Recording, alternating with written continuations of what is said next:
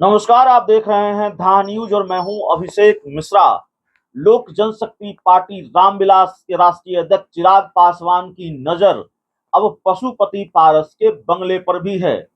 वही बंगला जो पार्टी टूटने के बाद चिराग पासवान से छिन गया था, उनकी पार्टी से छिन गया था और इस बंगले पर कब्जा था चाचा पशुपति पारस का, उनकी पार्टी का। हम शहीद पीर अली मार्ग वाले बंगले की बात कर रहे हैं। पटना एयरपोर्ट से सटा हुआ ये बंगला अब क्या चिराग पासवान की पार्टी का दफ्तर होगा, क्या लोजपा रामविलास का दफ्तर होगा? ये बड़ा सवाल क्यों है, वो हम आपको बताने जा रहे हैं। दरअसल अब चिराग पासवान की नजर चाचा के इस पार्टी दफ्तर पर है, या कहें कि चाचा के इस बंगले पर है। और चिराग पासवान अब ये बंगला अपनी पार्टी के लिए चाहते हैं। मीडिया रिपोर्ट्स के हवाले से जो खबर निकलकर सामने आ रही है, उसके मुताबिक बंगला पाने के लिए चिराग पासवान की पार्टी ने राज्य सरकार के अधिकारियों से बात की है।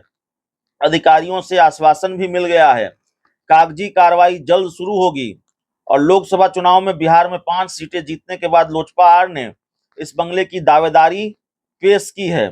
रालोजपा के पास न विधायक हैं, पशुपति पारस की पार्टी के पास न विधायक हैं और न ही सांसद। सिर्फ स्थानीय प्राधिकार वैशाली सीट से जीते एमएलसी भूषण कुमार अब तक उनका साथ दे रहे हैं।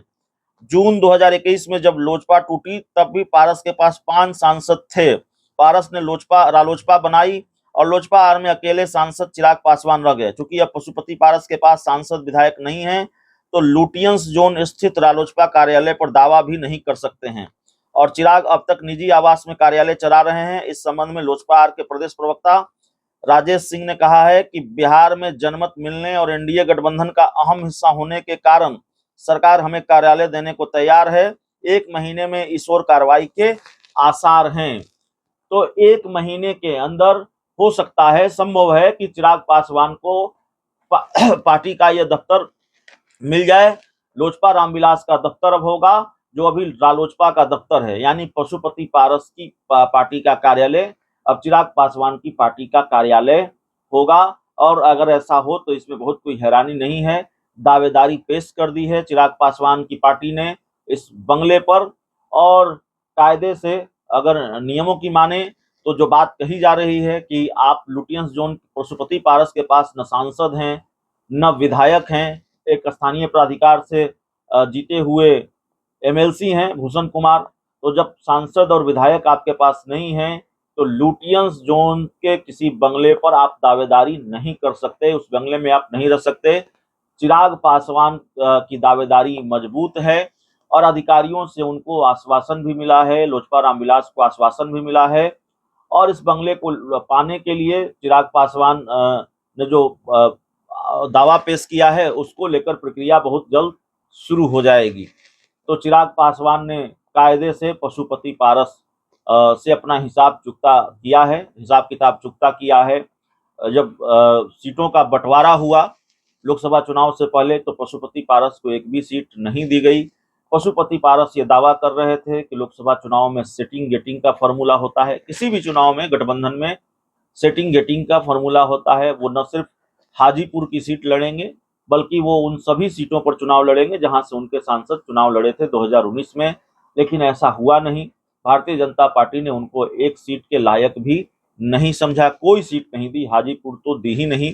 चिराग पासवान उन सभी सीटों पर, नवादा छोड़कर उन सारी सीटों पर कब्जा करने में कामयाब रहे जो 2019 के लोकसभा चुनाव में लोजपा के खाते में थी। तो जाहिर है चिराग पासवान का जलवा दिखा है।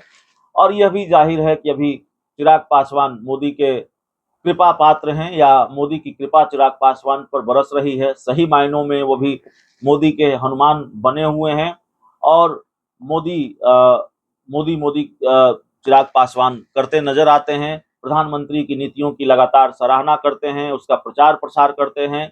इसमें कहीं कोई बुरी बात नहीं है, वो एनडीए का हिस्सा है और कर रहे हैं तो ठीक है। और प्रधानमंत्री नरेंद्र मोदी की कृपा भी उनको मिल रही है। किस तरह से हाजीपुर में प्रधानमंत्री ने चिराग पासवान की तारीफ की, ये सब लोग जानते हैं।